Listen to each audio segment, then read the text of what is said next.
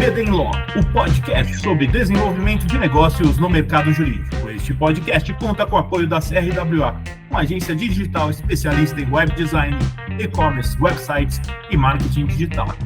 CRWA, há 14 anos entregando performance e resultados de comunicação. TKRA Contabilidade, a contabilidade certa para o crescimento da sua empresa.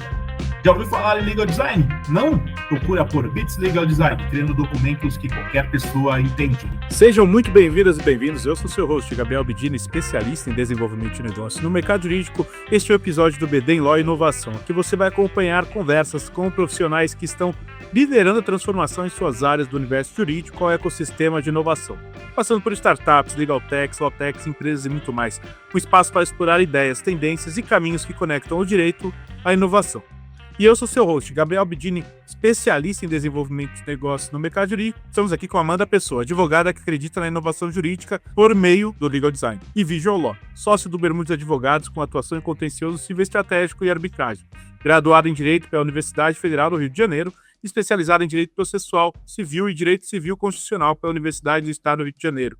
E hoje nós vamos falar aí sobre o Legal Design. E Amanda, seja muito bem-vinda e muito obrigado por aceitar o nosso convite, viu? Imagina, boa tarde, Gabriel, tudo bem? Primeiro, eu queria, obviamente, agradecer pelo convite. É um prazer estar aqui falando com você sobre um tema que, como você acabou de falar, eu realmente acredito e que tem transformado a forma como eu enxergo a advocacia, assim, como um todo. Eu acho que você sintetizou muito bem, assim, o meu percurso acadêmico e profissional, né? Na verdade, a minha trajetória no direito, ela começou ainda em Rondônia, né, de onde eu sou natural. Já cheguei a comentar sobre isso com você, mas eu comecei a estudar ainda lá, né, fazer direito lá em um centro universitário da minha cidade, e eu participei de um concurso de monografia realizado pelo CESA, acredito que muitos conheçam, Centro de Estudos da Sociedade de Advogados, e era um concurso a nível nacional, e eu acabei vencendo em primeiro lugar. E no semestre seguinte, eu acabei vindo ao Rio de Janeiro para estudar Direito no FRJ. E essa minha conquista, então, no concurso do CESA, acabou sendo um divisor de águas, assim, na minha vida, né?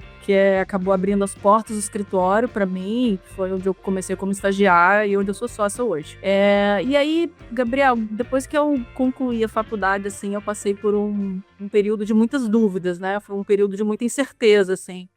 Eu questionei se a advocacia era mesmo para mim. Enfim, pensei em focar no mestrado, cheguei a estudar para concurso público por algum tempo, mas o fato é que, além do direito, sempre eu tive uma afinidade em comum com design, assim. Inclusive, cogitei iniciar uma segunda graduação em comunicação social, enfim, com ênfase em design gráfico. E, ao encontro disso tudo, ao longo da minha trajetória profissional, eu comecei a perceber que é assim, uma questão muito prática, né? Que às vezes o direito ele é extremamente técnico, mas às vezes pouco comunicativo, né? Isso é uma grande questão aí que a gente tem.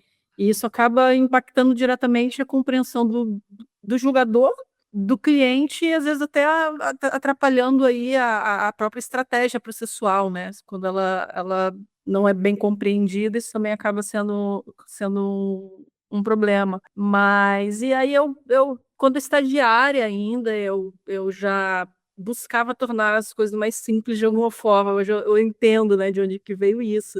Mas eu tentava fazer, por exemplo, relatórios de formas diferentes. Não fazia relatório no texto corrido. Então, eu tentava usar tabela, eu tentava usar linha do tempo, eu tentava usar colocar em tópicos, né? Até para eu aprender algumas coisas mesmo, eu já elaborava fluxogramas, né? Então, tinha um procedimento muito complexo que eu precisava entender, eu estava lá fazendo um fluxograma, porque eu preciso entender como é que funciona esse negócio de recuperação judicial. Então, estou eu lá desenhando qual é o procedimento de recuperação judicial. E aí, em meados de 2023, eu acho, 2023, 2024 ali, eu descobri que isso tinha um nome, que hoje a gente conhece aí como Legal Design, alguns chamam de Visual Law. Tem uma pequena diferença, eu acho que a gente vai ter um espaço para tratar sobre isso mais à frente.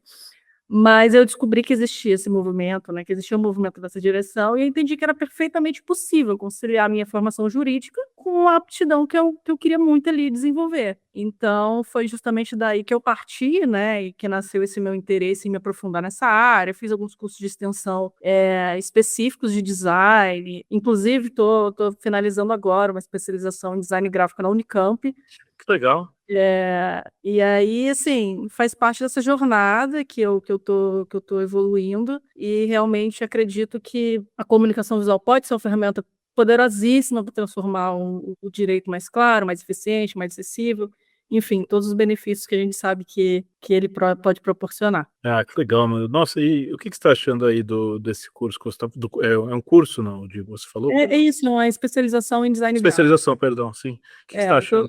tô curtindo bastante, assim, eu tive um contato com muita coisa que até então era, assim, era um mundo novo para mim, né.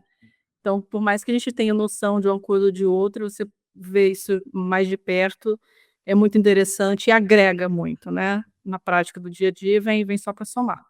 Sensacional, Amanda, muito legal mesmo. E Amanda, indo direto no ponto aqui, eu queria que você explicasse, já comentou um pouquinho, mas o que que é o legal design? Se quiser também já falar um pouco da diferença com o visual law, e quais são os princípios fundamentais que são aplicados aí ao direito? Eu gosto de explicar o legal design, Gabriel, como uma aproximação entre direito, design e experiência do usuário, né. E aí aqui eu acho que vale de fato um parêntese para a gente falar dessa diferença, né. Uhum. Então entre legal design e visual law, é muito comum, né, a gente ouvir um, ouvir o outro.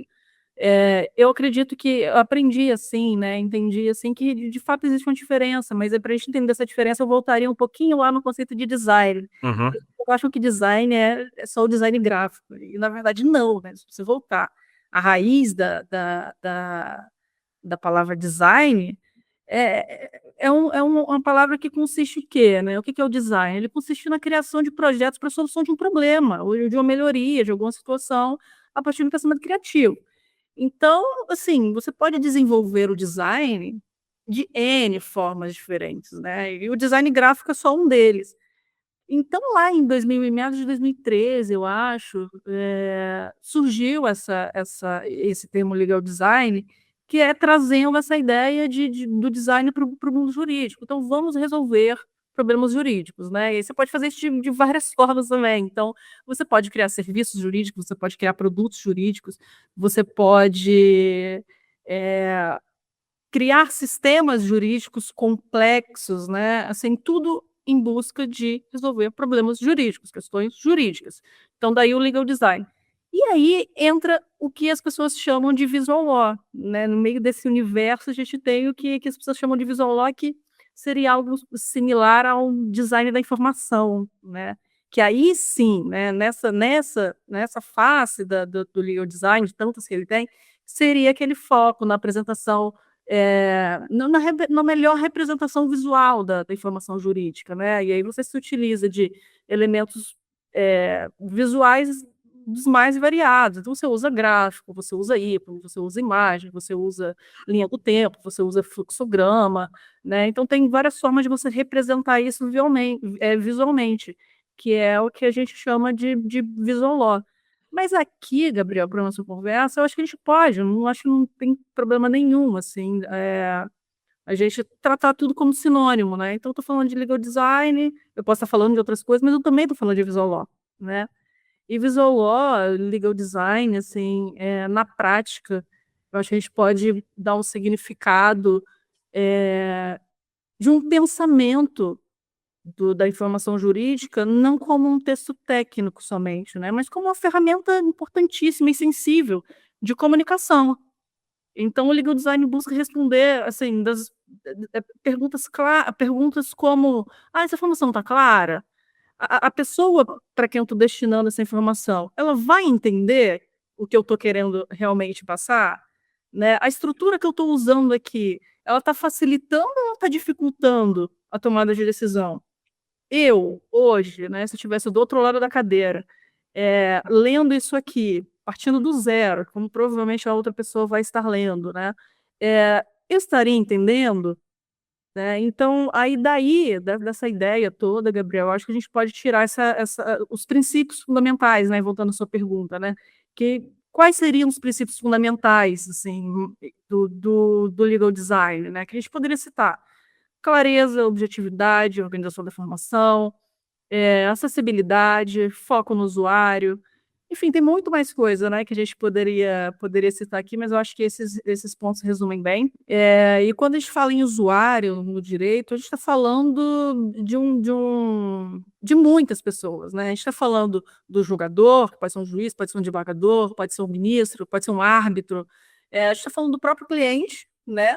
E a gente está falando também dos nossos colegas advogados, que às vezes também precisam compreender melhor o que a gente tá querendo passar, seja do nosso lado, seja o colega ali adversário em um determinado caso, mas, enfim, é isso. Eu acho que o usuário usuário no direito, ele é qualquer pessoa que precise compreender aquela informação jurídica, portanto, ele precisa ter isso da forma mais clara possível.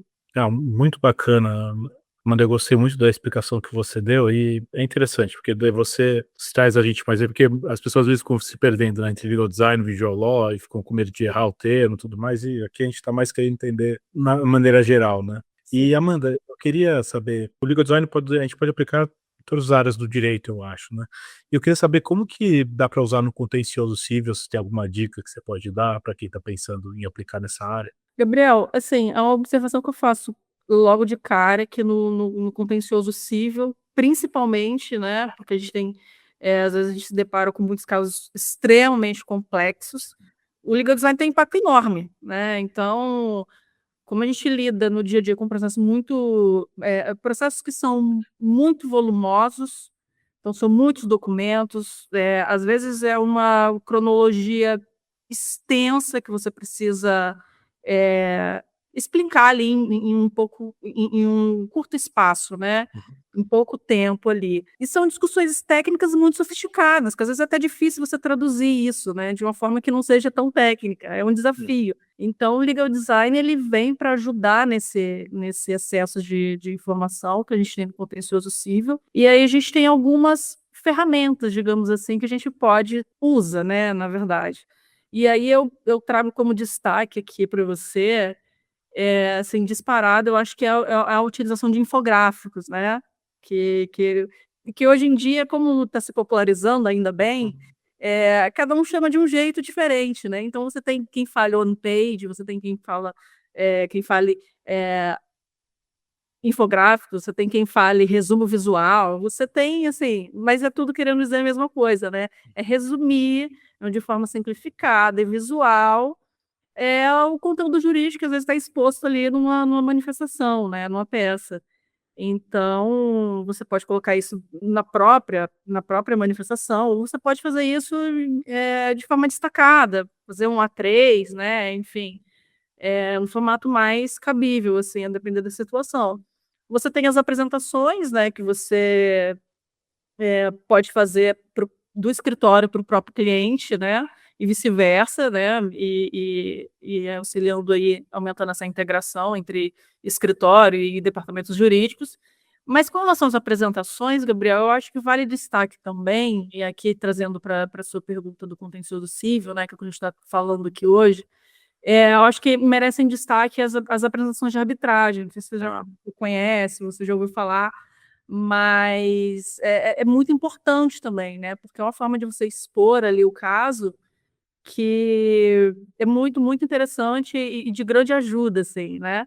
E aí você tem os documentos que, assim, você pode usar, para relatórios, para contratos, enfim, que são documentos que às vezes não são ali elaborados, né, por exemplo, o contrato ele não está sendo elaborado no momento da disputa, obviamente, mas a gente está usando um contrato, a gente está analisando o contrato, e é importante que esse contrato ele esteja claro, né, que ele seja claro, porque isso vai ajudar a fundamentação da defesa ali, enfim. Então, e você tem as próprias peças jurídicas, né, que são também um ponto de contato, muito importante, assim, para aplicação de visual law. E para resumir, assim, só para a gente fechar aqui essa sua questão, o fato é, o uso dessas ferramentas, o uso reduz o esforço cognitivo de quem precisa se inteirar ou se aprofundar num caso complexo, né, que é o coração aí do contencioso, né. Então, eu acho importante a gente destacar, não acho que não vale não custa lembrar, né, que isso não substitui o raciocínio jurídico, pelo contrário, ele vai potencializar a argumentação, ele chega para somar, né. É isso. Não, total. E é bacana isso, porque eu lembrei de vários casos, né? Desde seguradoras até empresas do ramo de saúde também se aproveitaram, às vezes, do volume massa do processo para eles poderem facilitar a vida do juiz naqueles casos, já consegui identificar, né? Desde a cor da capa do processo até uma série de coisas para facilitar a vida do juiz. Queria ter que julgar provavelmente o mesmo caso, com poucas mudanças ali no fato, e aquilo facilitava. Agora ainda com a IA vai facilitar ainda mais, né? Tá facilitando já, né? Mas na sua visão, você acha que, principalmente na sua experiência, você tem visto isso de ajudar o juiz a tomar uma melhor decisão? Ficar mais claro do que aconteceu? Ajuda. Ajuda com certeza, né? Porque pô, essa questão do infográfico mesmo, que eu dei destaque. É, às vezes a gente está tratando de um processo, Gabriel, que sai da primeira instância e ele chega, né, na segunda instância com 2.000 páginas, 3.000 páginas, enfim, o seu limite. Caralho. E aí, pro próprio juiz, né, para ele rever aquela decisão, né, para ele revisitar, para o desembargador, para ele se inteirar do caso, enfim, eu acho que a gente pode ajudar é como se fosse um atalho, né? E aí, de quebra, se for feito um bom trabalho nessa aplicação do legal design, você pode chamar a atenção para um ponto muito importante que talvez estivesse passando batido, né. E aí isso pode ser uma diferença muito decisiva, digamos assim. Então acho que facilita sim, e é por aí.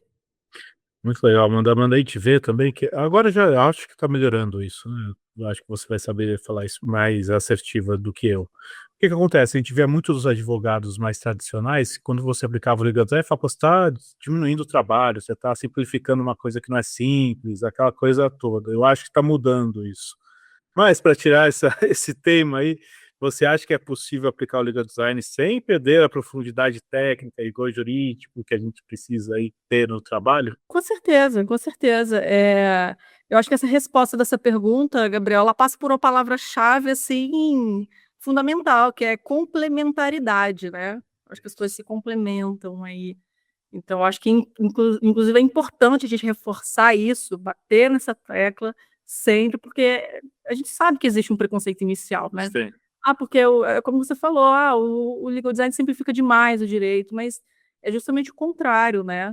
Não é para simplificar ou é pra somar, é para acrescentar a informação jurídica, né, ou trazê-la de uma forma mais palatável. Então a resposta é sim, total para sua pergunta, é super possível aplicar o legal design sem perder a profundidade técnica, sem perder rigor jurídico, e é justamente esse o objetivo do legal design. Sensacional. E para concluir aqui, Amanda, eu queria saber se tem alguma dica para quem quer agora usar mais o legal design aí ou aprender mais sobre o tema? Gabriel, eu sou uma entusiasta, né, do legal design e a dica que eu dou é que eu acho que a nossa as novas gerações, né, aí a gente se condena um pouco, né, mas eu acho que os que são hoje estagiários, por exemplo, eles têm infinitas ferramentas e eu acho que isso tem que passar a ser não uma novidade, né, isso tem que passar a ser uma rotina, né, para todo mundo. Então começando das pessoas que hoje são estagiárias e vão se tornar os advogados do futuro, enfim, para a gente construir essa nova realidade. É isso aí, Amanda. Amanda, eu queria agradecer a sua presença aqui no BD Lawyer, por ter compartilhado a sua experiência com a gente. Eu queria saber se você tem um contato para deixar o pessoal quiser conversar com você, aprender mais sobre o tema. Queria agradecer mais uma vez pelo convite, foi um prazer a gente conversar sobre esse tema, é sempre muito importante para mim, eu fico muito feliz com esse espaço, eh, eu acho que você está fazendo um trabalho excelente, enfim, te agradeço Obrigado. muito pelo convite. E para quem quiser acompanhar meu trabalho, conversar mais sobre legal design, visual law, enfim, inovação jurídica, pode me encontrar no LinkedIn como Amanda Pessoa, estou super disponível.